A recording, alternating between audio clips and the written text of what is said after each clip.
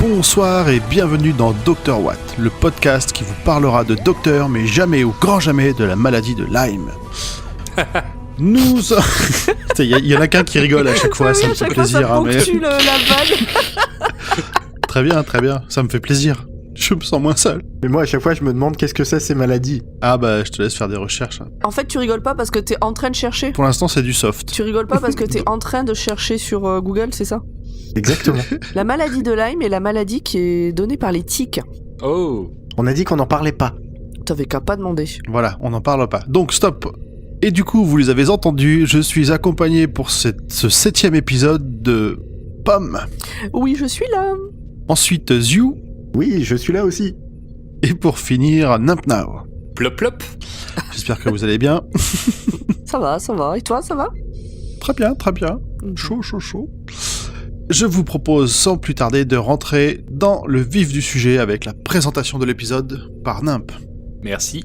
Cet épisode, nommé en français Un jeu interminable et The Long Game en version originale, est sorti le 7 mai 2005 sur la BBC et le 26 novembre 2005 sur France 4. Il a été réalisé par Brian Grant et scénarisé par Russell T. Davies. Oui. Le docteur est joué par Christopher Eccleston et accompagné par Rose Tyler, joué par Billie Piper, et Adam / Langlais, interprété par Bruno Langlais. Oh. Ah, l'anglais. On retrouve également un acteur pas très connu, Simon Pegg, de son vrai nom Simon Peggingham. Un débutant. Vous l'avez peut-être vu dans Shaun of the Dead et le reste de la trilogie Cornetto, des Missions Impossibles, Star Wars épisode 7, Ready Player One. Je m'arrête là. Mais si vous pouvez mettre la main sur la série Spaced, je vous le recommande. Ça va, on sent le fanboy. Mais je valide tout ce que tu viens de dire. C'est génial, Spaced. J'ai pas vu Shaun of the Dead, il y a des zombies. Ça passe. Shame. J'ai eu du mal, mais ça passe. Donc Simon Pegg incarne dans cet épisode le rédacteur. Le docteur, Rose et Adam, qui a rejoint le TARDIS dans l'épisode précédent, arrivent sur une station spatiale en orbite autour d'une future Terre. Une mystérieuse station chargée de diffuser l'information à toute la planète. Qu'est-ce qui se trame dans ce BFM des temps modernes ? Est-ce que Adam remplacera Mikey dans le cœur de Rose ? Spoiler, non. Et dans le nôtre, non plus. Non plus. Est-ce que nous aurons le courage de prononcer à chaque fois le nom complet de Katika Santini Kadeni ? Spoiler, non. Vous le saurez dans ce 7e épisode de Dr Watt. En fait, on vient de répondre à toutes les questions. Vous ne faites pas chier à écouter l'épisode. C'est ça. C'est ça. Allez, à dans 15 jours. Nous vous encourageons, c'est le mot, également à regarder la 172e aventure télévisée du Docteur. Merci, Nimp. Du coup, comme d'habitude, je vous propose de faire un petit tour de table des avis des chroniqueurs, le but étant bien entendu de convaincre quelqu'un qui nous écoute de regarder cet épisode. Qui veut commencer ? Moi, sans être mauvais, il est tout à fait dispensable. Voilà. Et je continuerai dans ma lancée sur la relation entre le docteur et Rose et malsaine. Mais ça sera plus tard. Très bien. Zu ? Le décor est sympa. Il y a Simon Pegg. Et j'ai dû regarder l'épisode en 3 fois. Parce que je me suis endormi 2 fois. Je l'ai vu en 1,5 et c'est la première fois de ma vie que ça m'arrive. En vitesse 1,5. Wow. Mais vous êtes fous. Non, c'était pas la vitesse, moi. Hein. Je me suis endormi, je précise. J'avais compris. Ok, et toi, Nimp ? Il y a Simon Pegg. Donc c'est le meilleur épisode de Doctor Who. J'aurais préféré qu'il fasse un autre épisode, mais il y a Simon Pegg. Et toi, Grand Poil ? Moi je vous trouve dur avec cet épisode, moi je l'ai bien apprécié. Il y a juste Adam qui m'a fait chier parce qu'il prend toutes les pires décisions possibles du monde entier. Mais sinon, non, Simon Pegg il fait très bien le taf, il est génial dans son rôle. Le docteur, il est un peu... Je le trouve un peu... Il sert qu'à la fin, vraiment. Le reste n'est qu'une excuse, et Rose, c'est Rose. Mais moi, j'aime bien cet épisode, je l'ai re-regardé pour le coup avec plaisir. Le concept est sympa, l'exécution est pas trop mal faite. Non, j'ai trouvé intéressant. Donc on va se battre pendant la suite qui sera donc le résumé full spoil qui sera fait compter aujourd'hui par Zu. Le TARDIS atterrit. Rose et le docteur arrivent en l'an 200 000 sur une station spatiale autour de la Terre. C'est le 4e grand et généreux empire humain, le Fourth Great and Bountiful Human Empire. Rose se la pète un peu auprès d'Adam, leur nouveau compagnon, grâce au docteur, et fait semblant de savoir où elle est, ce qui se passe. Ouais, en gros, le docteur a dit exactement toutes ces informations que tu viens de donner. Et Rose, devant Adam, fait « Ah là là, l'architecture me rappelle qu'on doit être en l'an 200 000. » Enfin voilà, effectivement, elle se la pète un petit peu beaucoup. Elle fait sa pro, c'est génial, quoi. Genre, c'est bon, je suis déjà venu là, t'inquiète, on va aller par là. Ils arrivent sur une baie d'observation et ils ont vue sur la Terre qui est recouverte par une unique mégalopole possédant maintenant 5 lunes et à présent peuplée de 96 milliards d'habitants. Ah mais c'est Coruscant en fait. Mais oui, c'est ça y est. C'est ça. Et ça donne un peu le tournis à Adam. Ouais, il s'évanouit comme... Non mais faites pas les malins, hein, à un moment donné, là vous la jouez genre ouais ça va, c'est juste une planète, non mais vous, à la place d'Adam, vous seriez même pas sorti du TARDIS. Je serais même pas rentré dans le TARDIS. Oui, voilà déjà, donc bon. Là, il y a le docteur qui regarde Rose en faisant New boyfriend, et il y a Rose qui est là. Non, plus maintenant. Non. Non. Donc la planète Terre est le centre d'un empire galactique qui s'étend sur des millions de planètes avec des millions d'espèces. Mais au moins, en fait, ça devrait être le cas, mais ça ne l'est pas. Donc au fur et à mesure que le docteur, Rose et Adam traversent la station, le docteur leur explique que c'est l'apogée de la culture humaine, des bonnes manières, de la cuisine fine et délicate. Et la station se réveille, les gens se mettent à courir de tous les côtés, ça se bouscule, ça s'engueule, ça mange de la junk food, et ça va qu'à ses occupations. On ne sait pas ce qu'ils font d'ailleurs. Hein. Non, ils font des figurants, ils se baladent en arrière-plan, et c'est tout. Et voilà, et ils figurent. Donc parmi toutes ces personnes, aucun signe de bonne manière, de haute cuisine, et encore moins d'aliens. Donc le docteur est très perturbé et il récupère un peu d'argent dans un distributeur et on voit Rose et Adam se balader pendant que lui, il enquête sur la question. Il envoie les ados se balader dans la foire. Aucun scrupule. Et bizarrement, tout ce monde est très humain. C'est ça, mais par contre, le docteur, lui, il a aucun scrupule à... Bon, bah, on peut le dire, à voler de l'argent en utilisant ton tournevis Sonic sur un distributeur bancaire. Non, bah... Ah bah, crédit illimité. Il le vole à une machine, il le vole pas à quelqu'un. Il le vole aux banques. Je veux dire, il tabasse pas une petite vieille dans la rue pour lui piquer son portefeuille, quoi. Tu sais pas, hein, c'est peut-être une petite vieille qui est dans le distributeur et qui te lâche tes billets. Hein. Peut-être. Je suis jamais allé voir. Il leur balance cette phrase, c'est « Dépensez pas tout en bonbons !» Vraiment très... très paternel. Donc le docteur, en se baladant, rencontre Katika et Suki. Katika Santini Kadeni. Donc elle lui explique qu'elles sont journalistes à bord de la station qui s'appelle Satellite 5 ou Satellite 5, je le dirais probablement Satellite 5. Tu peux. Désolé. Le docteur utilise son papier psychique et se présente en tant que personne du management. Katika... Ah non, pas cette fois, ça marche pas à tous les coups. Non. Katika y voit une opportunité pour se faire promouvoir jusqu'au 500e étage et faire du zèle en répondant à toutes les questions du docteur à propos du Satellite 5. Ça a l'air d'être une espèce de méritocratie assez violente quand même. Hein. C'est tout de suite, garde à vous. Non, je vous réponds, pas de soucis. Oui. Et alors pourquoi elle va aller au 500e étage? Parce que les murs sont faits en or. Oui. Très bizarre comme... Il paraît. C'est ce qu'on dit en tout cas.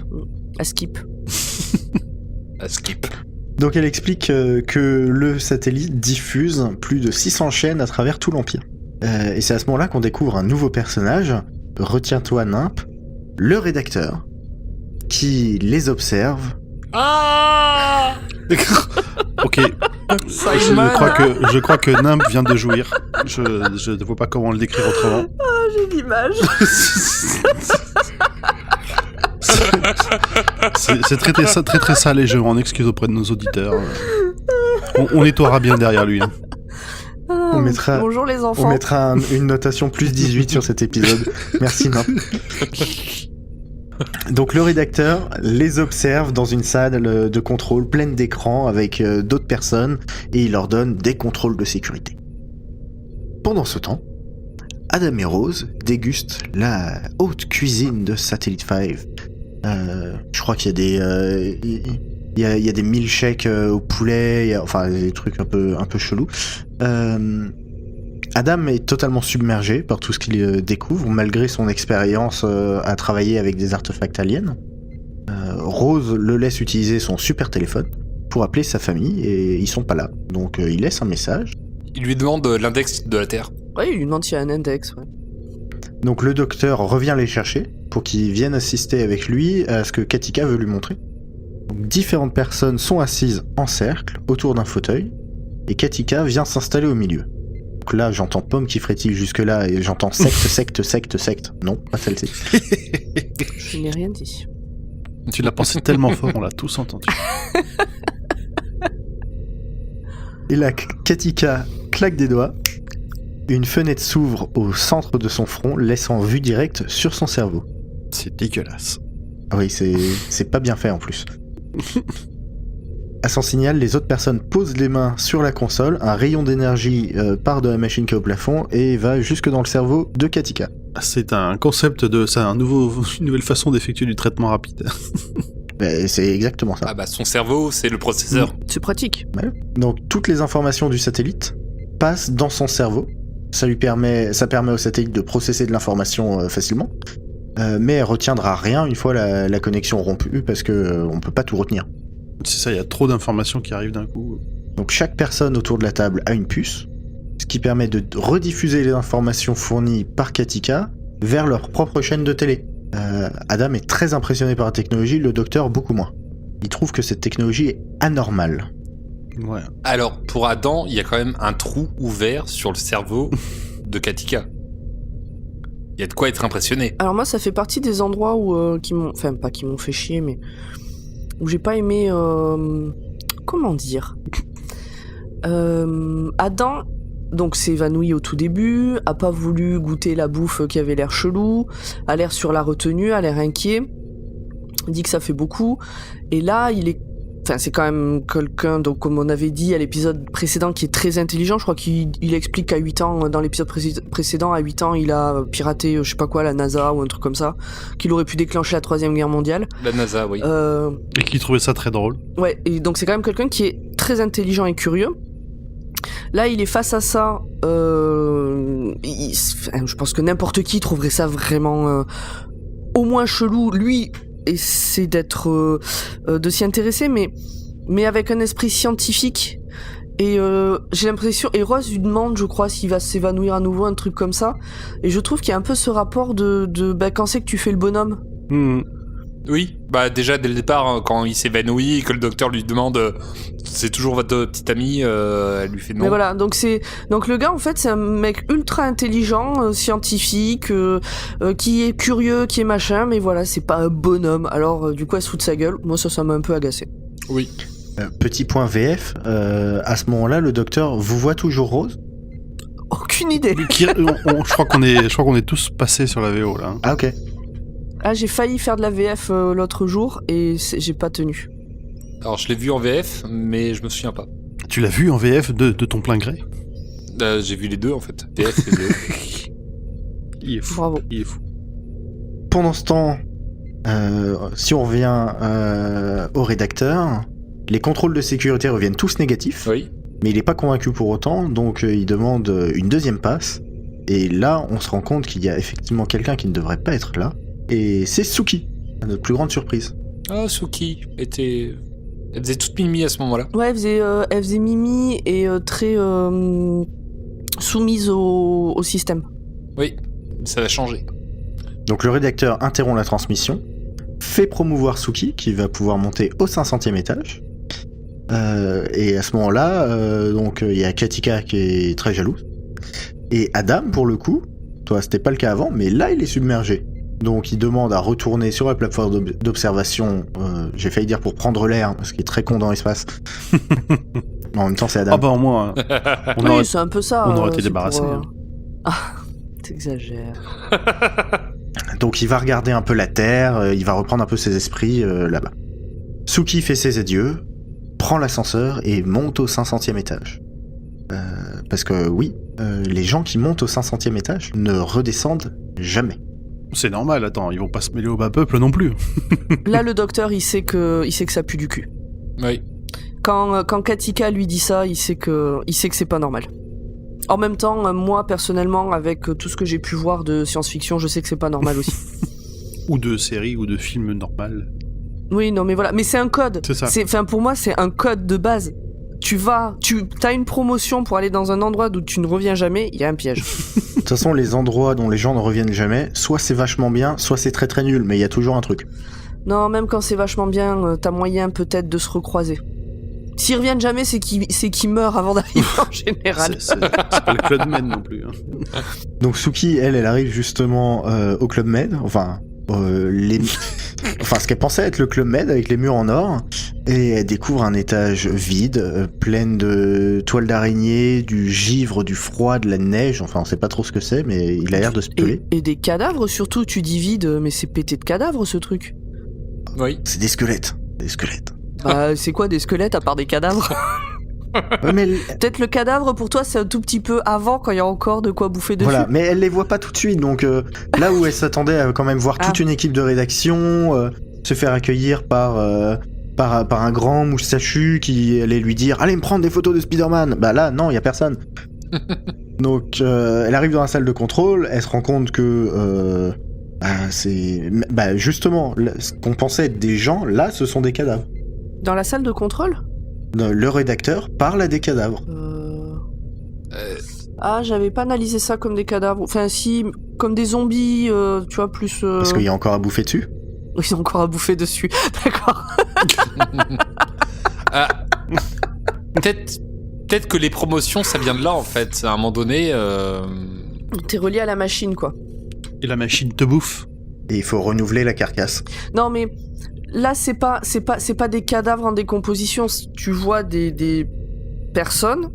Tu comprends bien que niveau cerveau, il se passe plus rien, mais elles sont en train de faire quelque chose. Elles sont assises et elles sont en lien avec la machine. Alors, elles sont toutes givrées, elles ne réagissent plus, mais elles sont pas allongées par terre en décomposition. C'est ça, ils ont une action à faire. Et donc, du coup, dans ce modèle-là, peut-être qu'à un moment donné, ces opérateurs ne peuvent plus agir, et donc, du coup, il y a une promotion qui sort.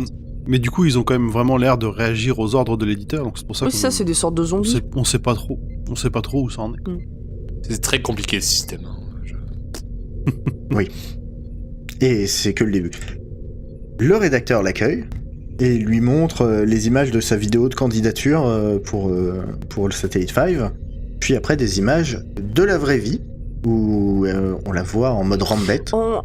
Alors, je crois que ce qu'on n'a pas dit avant, c'est que ce qui a fait que Suki a eu une promotion, c'est que l'éditeur, il a détecté un truc étrange dans le flot d'informations et il l'a isolé sur elle. Donc c'est pour ça aussi qu'il l'a fait monter, c'est qu'il sent qu'il y a quelque chose qui va pas avec elle. Oui, le but de la promotion, c'est de l'éliminer. Voilà, c'est de l'éliminer, mais de découvrir aussi ce qui allait derrière. Il cherche la vérité pour lui. Ouais. On l'a décrit, alors mis à part que c'est Simon Pegg, on l'a décrit, le rédacteur. Bah c'est Simon Pegg albinos avec des yeux tout bleus.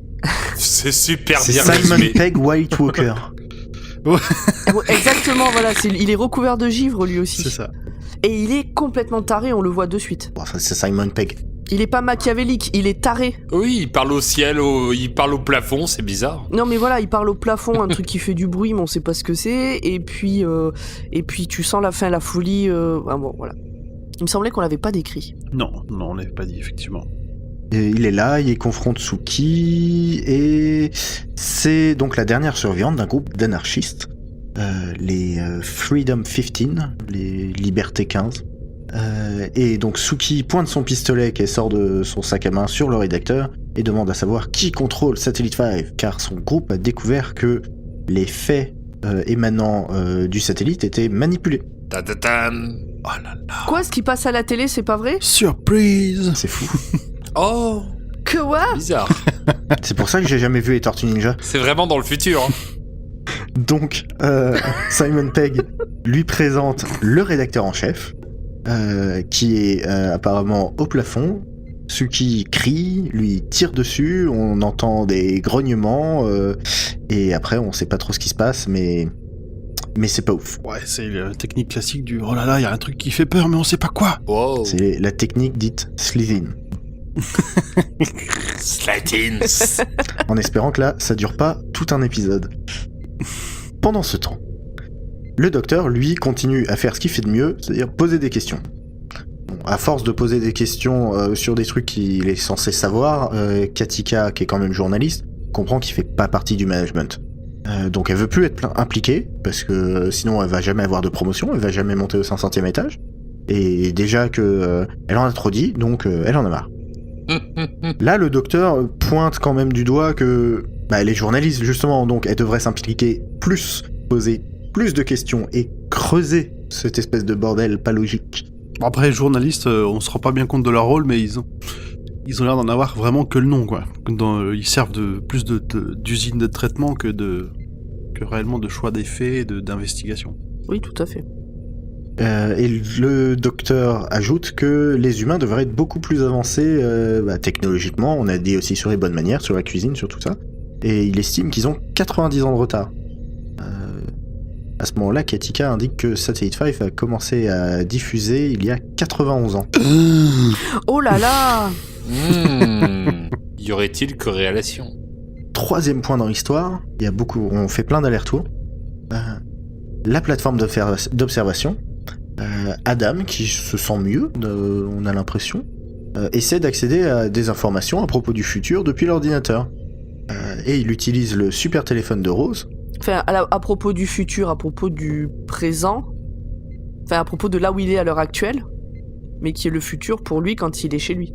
Le futur du présent. Le présent du futur. Il essaie de récupérer des infos de là où il est pour pouvoir les envoyer dans le passé en laissant un message sur la boîte vocale de ses parents. Voilà. Bon, malheureusement, il est pas pucé.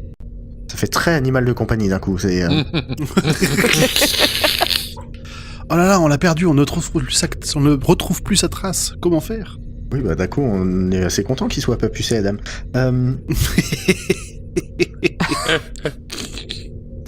Donc, il a un accès, comme il a pas de puce dans son cerveau, il a un accès que limité aux informations de l'ordinateur. Il se rend à l'infirmerie qui est au 16e étage. Là où il va se faire implanter le même appareil que Katika qui permet de montrer le cerveau au milieu du front. Oui, parce qu'il s'aperçoit qu'il aurait pu avoir la version normale. D'ailleurs, j'ai bien aimé cette scène avec l'infirmière qui est d'ailleurs une actrice qui est connue aussi. Hein. J'ai oublié son nom, je voulais le chercher, j'ai oublié son nom. Mais c'est une actrice connue et j'aime bien la façon dont elle lui présente, dont elle lui vend les deux solutions. Elle est très insistante, il voit que le mec est blindé de thunes, et elle se dit « Non mais mec, prends la Formule 2, elle est bien la Formule 2. Viens, c'est cool. » C'est Tamzin Gregg. Et donc on a vu où d'autres? Shaun of the Dead. Ah bah voilà, c'est pour ça que moi ça me disait rien. Donc le docteur fait un peu de bricolage, comme il sait souvent faire. Et il arrache des panneaux, il tire sur des fils, et il accède à l'unité centrale. Le rédacteur, qui a toujours vu sur tout ce qui se passe avec les caméras de sécurité, demande plus de vérifications à propos du docteur et de Rose, mais ça ne donne rien. Il n'existe pas.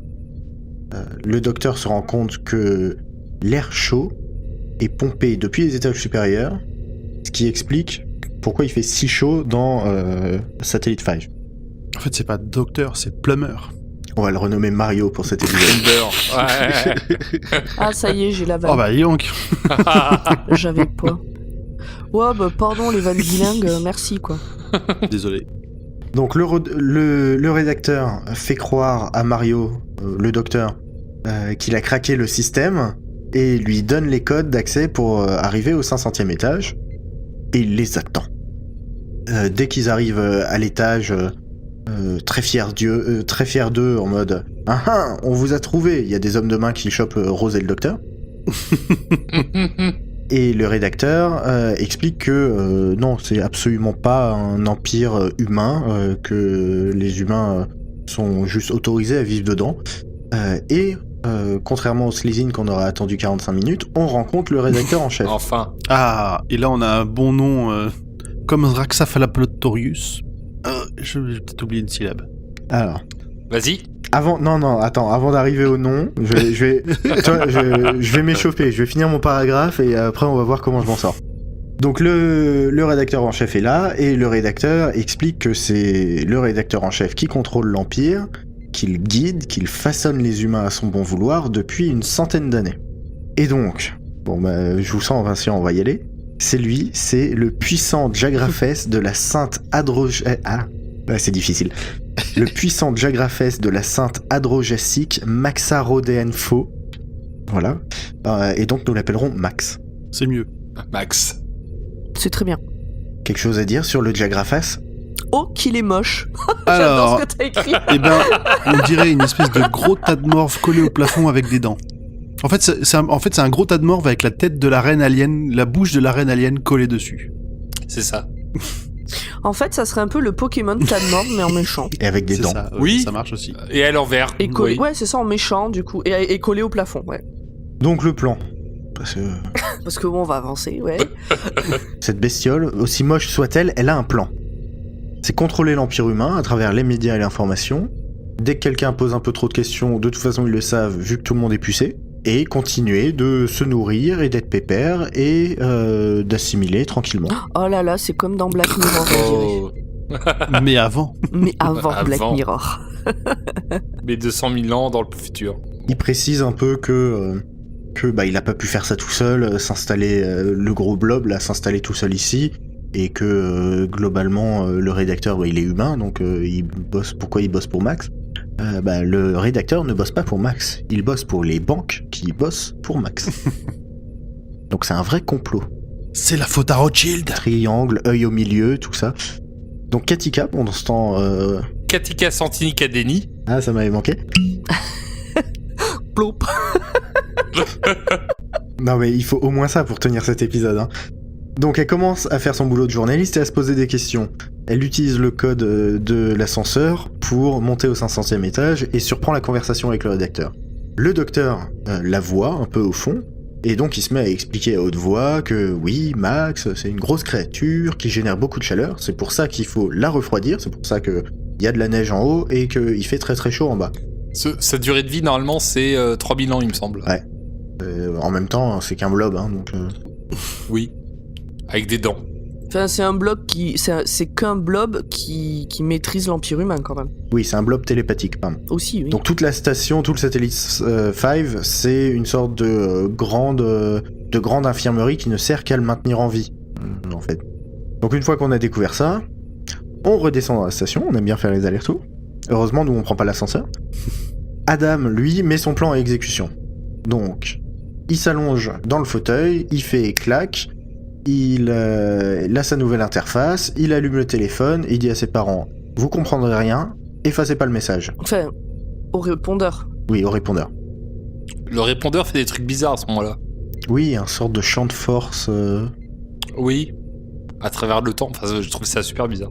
Bah, je pense qu'il est pas approuvé pour stocker des messages qui viennent du futur. Hein. Ben moi, au départ, j'étais en mode, il va faire genre... Il va fondre. Non, mais pouf, pour les plus vieux d'entre nous, l'espèce de bruit de connexion de la DSL. Non, du modem 56. C'est ça. Moi, je me suis dit qu'il allait faire comme dans Pérus. Et pouf, c'est tout. C'est une rêve de vieux. Personne ne l'a. Si. Bah, moi, depuis que je connais ton âge, ça m'étonne plus. Je comprends beaucoup de choses. Oh, ça fait longtemps que je t'avais pas traité de connasse. C'est vrai, en Ok, plus. ça fait 2 épisodes Peggy 18. Super.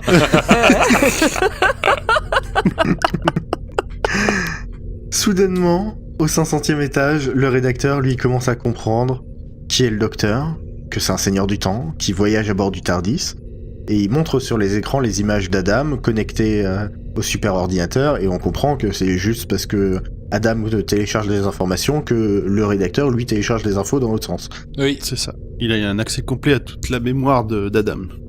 Et comme Adam a récupéré un peu plus tôt de la part de Rose pour aller se reposer la clé du TARDIS, il avait le full package compagnon, Oui. le rédacteur lui dit c'est facile. Toi, je t'élimine. Lui en bas, je récupère sa clé. Et plutôt que de raconter les informations, je vais pouvoir les faire, les informations. La manipulation ultime. Donc, ayant entendu tout ça, Katika, va se connecter. Il a abandonné. Il a lâché Non, l'affaire. je le méfie maintenant. Donc elle va se connecter dans la salle avec le fauteuil, la même genre d'interface qui est présente au 500e étage. Elle vire un squelette, elle s'installe. Et comme elle est tout en haut, elle peut surclasser toutes les connexions des étages inférieurs. Donc ainsi, elle libère Adam de sa connexion et elle envoie probablement des messages dans la station. Et notamment, ce qu'elle fait, elle inverse les flux d'air. Donc tout l'air chaud qui descendait remonte. Le rédacteur, lui, il a Juste comment elle fait ça avec les flux d'informations, j'ai pas compris non plus. technologie. Moi, je crois que j'ai pas compris toute cette partie. Non, bah là, c'est là où il a accès à sa mémoire, elle a accès du coup peut-être aux installations, elle arrive à contrôler l'installation par le flux de données. Je me suis demandé s'il n'y avait pas une part de Suki, en fait, à ce moment-là. Un tout petit peu après, sûrement, mais là, Peut-être que Suki était encore suffisamment... C'est pas très très explicite et clair. Si vous personnes qui nous écoutez, si vous savez nous expliquer ce passage, n'hésitez surtout pas à nous laisser un message. Merci. donc l'air chaud remonte, Max surchauffe, le docteur et Rose s'enfuient et ce dernier explose. Tu dis c'est à ce moment-là que Simon Pegg essaie de se barrer et qu'il peut pas. Le rédacteur donc essaie de se barrer, Suki à ce moment-là, on sait pas trop comment, tombe de son fauteuil et lui chope la jambe. En fait, elle était pas morte, ou il y a un relent de vie qui passe à travers elle. Oui, Là aussi, tu sais pas, technologie, le futur, waouh. Par contre, juste elle lui tient la jambe. Elle Au sens propre. y a pas de combat, y a pas de. Tu sens qu'elle est. Ouais, oui, au sens propre. Non, mais tu. Non, bah elle aurait pu se mettre devant lui et lui faire non, tu vas pas partir, on va discuter tranquillement. Ouais, j'ai un truc à te raconter, machin. Non, là, elle tombe, elle lui chope la jambe, il tombe, mais venant d'elle, sur son visage et tout ça, tu sens que c'est juste un corps, il y a plus d'âme dedans. Ouais. Il y a plus d'esprit, enfin, elle a le regard vide, elle lui tient la jambe. Mm. Elle est pas en mode non, tu partiras pas, j'aurai le dernier mot, je me sacrifierai, mais tu mourras aussi. Oui. Oui, tout à fait, mais en même temps, D'accord. Oui. Voilà. Ah bah, Mais c'est beau, c'est beau ce c'est très passage. beau. Surtout que je me rends compte qu'il y a plus que 4 lignes au conducteur, donc je suis super content. Je vais pouvoir effacer cet épisode de ma mémoire. Ah bon, à ce point? Ah oui, ouais, tu t'es endormi 3 fois. Faut peut-être que tu vois un médecin. Donc Max n'est plus aux commandes de l'Empire humain. Il peut donc reprendre son développement normal. Ciao, bon dimanche. Le docteur est totalement furieux de ce que Adam a fait et donc fait tout ce que n'importe qui avec un chien mal dressé ferait. Il le ramène chez sa mère.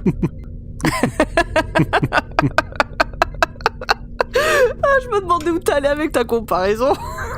Bah, il est pucé, il a tout ce qu'il faut en plus. Oui. En arrivant sur place, comme le docteur c'est quand même pas la moitié d'un con, il voit le téléphone et il sait où est-ce que Adam voulait en venir. Il fait péter le téléphone et il repart en le laissant là. c'est ça. Et on s'aperçoit aussi que du coup, il va devoir... même c'est le docteur qui lui dit qu'il va devoir faire profil bas. Oui. Entre ses connaissances et son nouvel implant, et là, il claque des doigts qui s'ouvrent. Il est pas à l'abri d'avoir un accident et de se faire disséquer à la première occasion s'il se fait gauler, quoi. Ouais. D'ailleurs, sa mère, D'ailleurs, Après le départ du docteur, sa mère arrive et... exactement. Ah bon, bah, puisque personne le dit, voilà. Personne. Après le départ du docteur, donc sa mère arrive en disant ah, tu es là. Oh, ça faisait 6 mois qu'on t'avait pas vu. Et tout d'un coup, et on voit pas le front s'ouvrir, on voit La juste tronche de sa mère, ouais. l'image est sur la mère qui voit du coup le front s'ouvrir, et c'est là qu'on sait que ça va être très compliqué pour Adam. et c'est bien fait. Moi, je suis tellement pas d'accord avec vous. Mais Adam, c'est logique tout ce qu'il fait. Le mec, c'est un putain de scientifique. C'est un chercheur, c'est un curieux. Il a toujours été passionné par ça. Moi, je trouve que tout ce qu'il fait est logique. Il aurait déjà tout pu piquer en 2012, en fait. En 2012, c'était des objets. Il savait... Enfin, c'était... Tu sais, comme il aurait trouvé des trucs de dinosaures, Là, il est dedans. Il peut avoir, pas des reliques, mais la technologie telle qu'elle existe au moment où il est. Ouais. Ça lui est peut-être monté un peu à la tête, mais après la différence aussi c'est que les artefacts et tout ça, alors déjà il est en train de fuir parce que sinon il va mourir, et puis tout le monde vient de crever autour de lui, donc peut-être sur le moment il a pas eu le temps de fouiller dans les cartons. Oui. Et puis ça reste des objets qui étaient là, qui seront là. Là, il est à des milliards d'années de son époque. Il pourra jamais revenir. Moi, je trouve qu'il y a rien d'incohérent dans ce qu'il fait. Un seul point. Je suis d'accord avec toi, c'est un scientifique, il est curieux, tout ce que tu veux. Il le sait que les paradoxes temporels, c'est la merde. Et que c'est pas une bonne idée de ramener des informations du futur dans le passé. Oui. C'est la seule chose qui... Mais il le sait, d'où il le sait, parce qu'il a regardé des épisodes. Mais je sais pas, je trouve pas ça si déconnant que ça, et je vois pas forcément de malice, outre la curiosité et la recherche derrière ce qu'il fait. Je le vois pas comme le collectionneur qui a voulu faire du fric et écraser le monde. Pas encore. Bah là, il essaie de récupérer des brevets du futur. Enfin, c'est pas non plus... Et donc, ce que j'ai détesté sur cette fin, c'est encore une fois cette relation entre le docteur et Rose. Le docteur dégage le jeune mâle qui pourrait s'approcher de Rose. D'ailleurs, lui dit que fais mousser Rose un peu en disant ben moi je voyage qu'avec les meilleurs. D'ailleurs, j'ai Rose. Ah. Du coup, Rose qui pouvait garder un côté peut-être sympathique avec Adam se met à se foutre de sa gueule et ils partent tous les deux en se marrant. Le regard de Rose à ce moment-là, quand le docteur dit mais attends, moi je voyage avec les meilleurs, elle jette un regard à Adam en rentrant dans le TARDIS. Hein. Non, mais non, je trouve ça... Bah ouais, encore une fois, moi je suis toujours sur ma lancée de cette relation n'est pas bonne. Mais si vous remarquez dans ce résumé, on a très peu parlé de Rose. Elle était complètement effacée dans cet épisode, je trouve. Oui. La seule chose à laquelle elle sert, c'est faire une petite blague à un moment où t'as le docteur qui leur file la thune et qui compare leur découverte de la station à un voyage à Paris. Ça, c'est baladez-vous, mangez des trucs bizarres, embrassez un inconnu, faites-vous arrêter par les flics, enfin bon... Non mais voilà, c'est la vision du voyage normal d'un Anglais à Paris. C'est... Jeter des pavés, péter des barricades, ça... Mais ouais, non, mais je suis d'accord, hein, globalement, que il fait pas... Ça paraît logique, c'est juste, moi, je n'aime pas le personnage, peut-être c'est même plutôt physiquement l'acteur, il me dérange. Ah oui, ça après, c'est autre chose. Ouais. Il dégage rien. Ah non, là, rien. C'est ça. Une guimauve. Un paquet de guimauve à Flamby aurait plus de Tout à l'heure, charisme. tu nous l'as comparé à une moule pas fraîche. C'est ça, il a un regard qui véhicule tellement d'émotion et d'intelligence qu'une moule pas fraîche m'en apporte plus. Rendez-nous Mickey. Oui. Voilà, Et donc oui, Mickey, il est con, mais Mickey. c'est assumé. Mickey, il est déjà il est il brave. est plus classique et Il a de la est personnalité. plus peut-être Oui. honnête avec lui-même. Au final, c'est un personnage à part entière, Mickey. Ok, je pense qu'on a fait pas mal le tour du sujet. Est-ce que quelqu'un a quelque chose à rajouter, un avis à détailler pour cet épisode? Alors, on a beaucoup parlé du scénario, on a beaucoup parlé d'Adam. Moi, j'aimerais rajouter juste un petit point un peu décor, son et lumière. Les décors sont assez beaux. Enfin, la station est pas mal foutue. Carrément. On se sent dans le futur, il y a pas de problème. Bon, Max, on l'a dit, il est dégueu, ça... Voilà. Mais pour une fois, j'aimerais faire un point spécial sur les effets sonores, qui, eux, pour le coup, sont dégueulasses. C'est-à-dire que Suki sort son pistolet, c'est vraiment le pistolet qui fait piou piou piou piou. Ah, C'est immonde. là-dessus, il y a un podcast qui existe. Et tout le long de l'épisode, il y a une sorte de d'effet sonore. C'est une alarme, c'est quelque chose. Mais c'est l'alarme du réveil des années 90 qui est insupportable, qui fait un bruit monstre et qui m'a hérissé le poil pendant tout l'épisode. Et qui m'a réveillé 2 fois d'ailleurs. Mais non, mais voilà. Mais heureusement. En fait, c'était peut-être l'intérêt, ils savaient que leur épisode était chiant. Donc ils ont mis un son de réveil en arrière-plan de manière aléatoire. C'est quoi le podcast dont tu parlais, Nemp? Il me semble que c'est un podcast de Arte sur les sound effects. Oh oui, il est génial ce podcast. Il est excellent. Il parle justement des effets ça doit être le dernier épisode où il parle des effets, ou l'avant-dernier, où il parle des effets des sons laser, justement des pistolets laser. Je cherche le nom exact parce que c'est en 5 épisodes et c'est passionnant, c'est vraiment passionnant. C'est des gens qui sont bruiteurs au cinéma et chaque épisode correspond à un thème de film. Écoutez le cinéma, non? C'est pas celui-là? Oui, ça doit être ça. C'est Arte Radio. Oui, c'est sur Arte Radio, c'est écouter le cinéma. Je suis en train de les choper. Ah non, c'est vraiment... je m'attendais pas à ça comme type d'épisode. Je pensais que ça allait être plus de blabla, mais t'as aussi des extraits et je pensais pas que ça allait être les gens qui font le boulot, qui font le boulot vraiment, qui allaient parler de leur pratique et de leurs habitudes et de leurs trucs et astuces et... Genre à un moment donné dans un 2, désolé on sort du sujet mais je l'ai trouvé tellement bien ce truc. Dans un 2 il y a dans celui sur les films d'horreur, il explique comment il fait les bruits de tripes et de trucs. Enfin, c'est génial. Écoutez ce podcast. Voilà, revenons au nôtre. Du coup, est-ce que du coup il y a encore Zut, tu voulais poursuivre encore un petit peu? Non, là j'ai assez enfoncé le clou, je pense. Ok, très bien. L'alarme, tu n'aimes pas ça. Le réveil, c'est le mal. Ok, eh bien merci à tous. Je vous propose de passer à la partie suivante qui nous sera racontée par Pomme, les détails que vous avez probablement loupés si c'est la première fois que vous voyez cet épisode. Pomme, fonce. Alors, d'habitude je suis au taquet, puis là je suis un peu fatiguée, donc au pire on va se coucher maintenant et puis on mettra ça en description, non? What? Mais non, mais quand je dis wouh, c'est à moi, tu me traites de mégalo, alors je sais pas, j'essaie autre chose. Essaye, mais ça marche pas non plus. Ah bah super. Bon alors, les trucs à savoir. Donc il y a un peu de tout.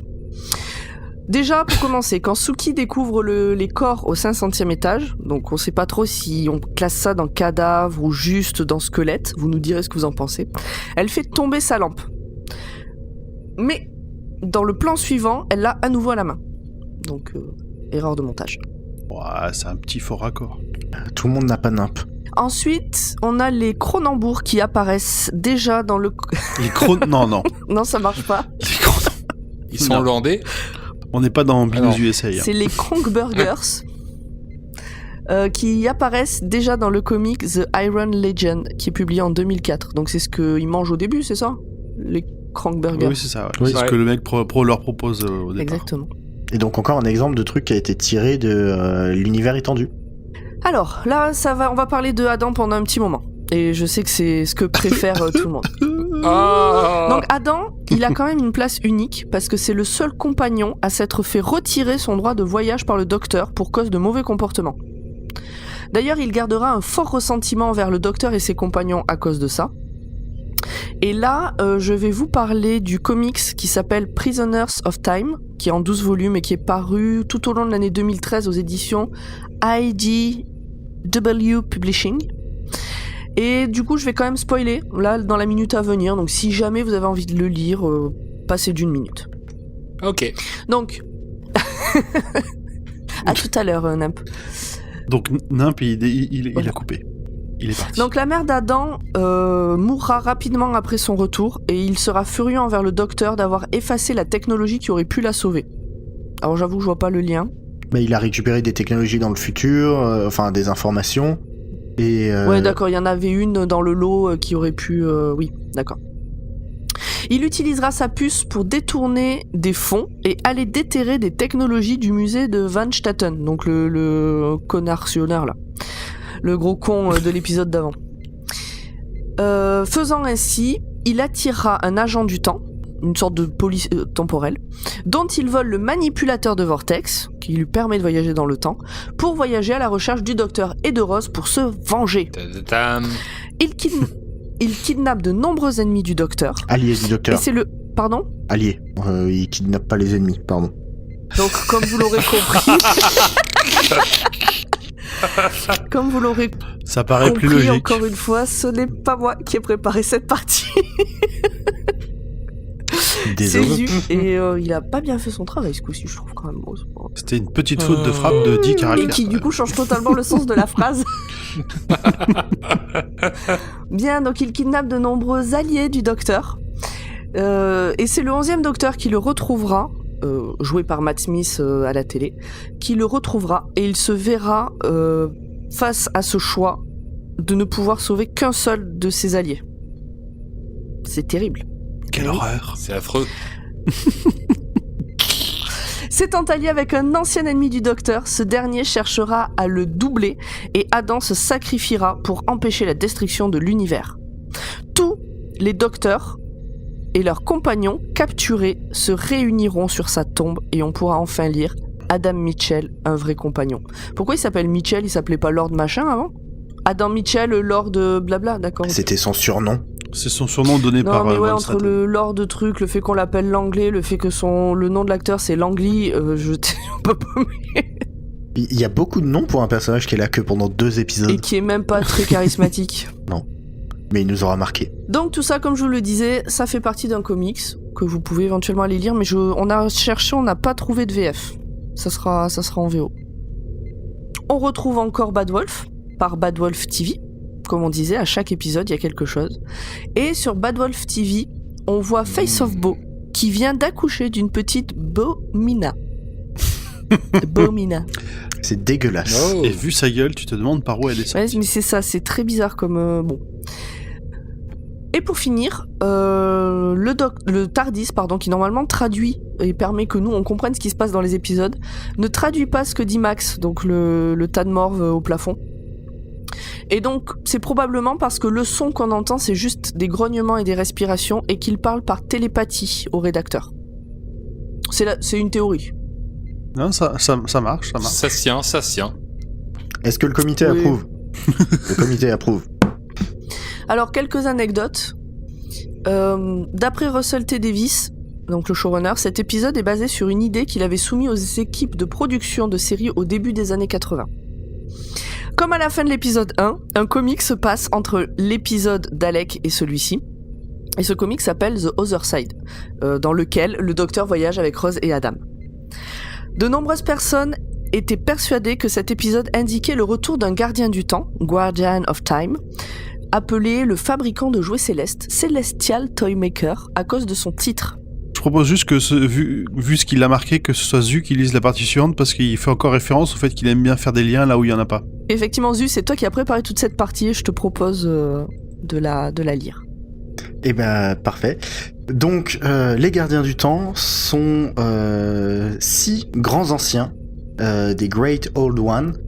C'est les mêmes grands anciens que ceux qu'on peut retrouver dans les œuvres de Lovecraft, le plus connu étant Cthulhu, que Cthulhu. la 7e incarnation du Cthulhu. Cthulhu. Ouais, il y a des plutôt, U, donc ok, Cthulhu. Cthulhu en anglais. Tu le fais bien. De toute façon, personne ne le prononce alors. Ils ont pas le temps, ils meurent. Donc la 7e incarnation du Docteur combattra la bestiole dans le roman White Darkness de David A. McEntee, qui est publié aux éditions Virgin Books et qui a été publié en 1993. Donc ça veut dire qu'il y a un lien entre l'univers de Doctor Who et l'univers de Lovecraft. Et c'est le même normalement. C'est le crossover qui déchire. Autre petit point intéressant, un autre grand ancien, c'est Shub-Niggurath, si on veut le prononcer comme ça, et c'est un des aïeuls de la conscience de Nestain, qui était le méchant dans le premier épisode. C'était l'espèce de lave vivante. D'accord. Donc il y a vraiment un lien ténu. C'est ça, qui contrôlait les otons, les bestioles en plastique. Donc les 3 gardiens, parce qu'on parlait de ça à la base, dont on va le plus entendre parler dans les aventures du Docteur, il y a le gardien blanc de la lumière et de l'ordre, le gardien noir des ténèbres et du chaos, donc les deux vont s'affronter, et celui qui nous intéresse, le gardien de cristal des rêves et de l'imaginaire. Donc le Docteur va se retrouver régulièrement pris dans la lutte de pouvoir entre le blanc et le noir, comme un coursier, hein, c'est va me chercher la clé du temps, gagne cette course pour récupérer tel artefact, voilà. Et notamment la clé du temps, c'est un artefact qui permet de maintenir l'équilibre dans l'ordre et le chaos dans l'univers, qui est divisé en 6 parties cachées dans l'espace et le temps. Donc voilà, c'est des trucs un peu ténus en termes... Ça devient plus mystique que technologique à ce niveau-là. Oui. Donc tout ça, vous pourrez le retrouver dans les aventures télévisées du 4e Docteur et de son écharpe, et du 5e Docteur et de sa branche de céleri. Voilà. Très bien.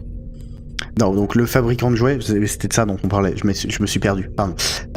Donc, le fabricant de jouets Céleste, c'est un peu l'homme mystère de Batman, c'est le Mysterio de Spider-Man, c'est le Rumpelstiltskin des contes de fées. C'est un personnage qui piège le Docteur. Ah non, dans oh là là, tu te... T'as sauté ça? Prononce. Alors que Le Mix-Ice Pitlick. Alors que tu me l'avais mis pour moi, parce que c'était moi qui étais censé le lire au départ, cette atrocité là, ça s'écrit MXYZPTLK. On vous propose de nous envoyer vos dictions. Merci. Donc, je vais le redire. Mix-Ice Pitlick. Bravo. Bien. Qui est une sorte de lutin qui fait plein de blagues à Superman, et le seul moyen de s'en débarrasser, c'est de lui faire prononcer son nom à l'envers. Bon courage. Autant dire que c'est compliqué. Alors, ce personnage, il est génial. Voilà. Donc, le fabricant de jouets célestes piège le docteur dans des jeux pour son amusement personnel.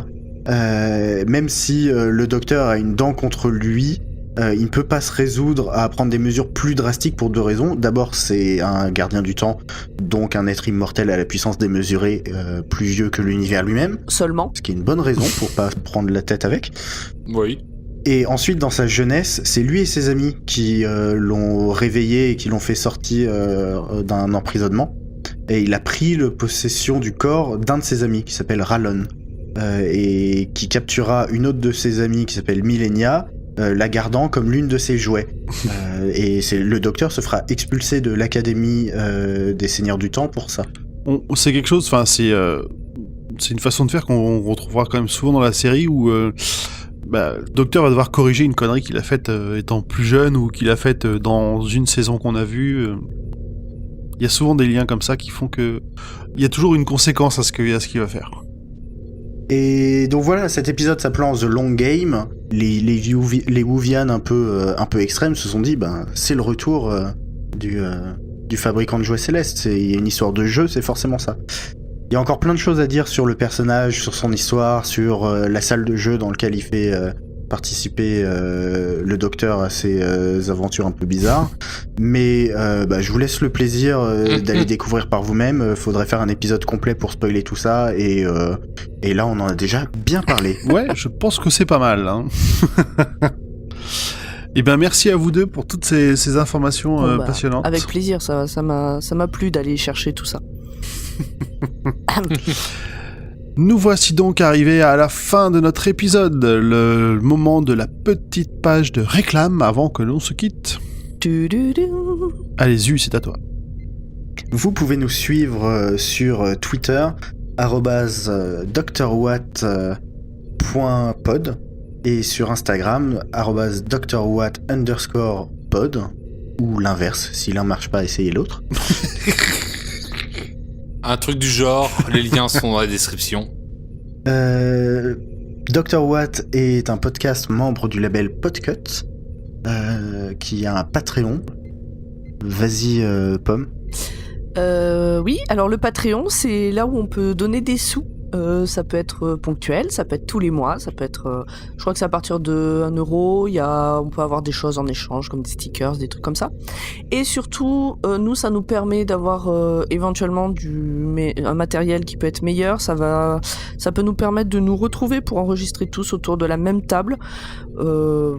Voilà, ça peut nous permettre de participer peut-être à des trucs dont là j'ai pas d'autres idées. Et surtout, le label Podcut contient 23 podcasts en tout, très différents les uns des autres. Donc faut pas hésiter. Il y en a des excellents et il y en a des très très bons. Voilà. Mais surtout les sujets et les styles peuvent être très différents. Donc c'est peu probable de pas trouver au moins un podcast qui vous plaise, en dehors du nôtre évidemment qui est un des meilleurs, là-dedans. Moi je suis fan de l'Olympiade femelle. Ah, très bien. Et, tu veux dire de quoi il parle vite fait ? Alors, il parle des femmes dans le sport. Et des bâtons dans les roues qu'elles ont subis. Ouais, exactement. Et il y a un thème précis par épisode. Voilà, ça sera la reco Podcut du jour. Très bien. Parfait. Merci à vous. Je vous propose donc de nous retrouver d'ici 15 jours pour la suite de nos aventures dans le Tardis. Allez, bonne soirée. Ciao, ciao. Bonne soirée ou bonne journée. Bye bye. Ciao. Prenez soin de vous.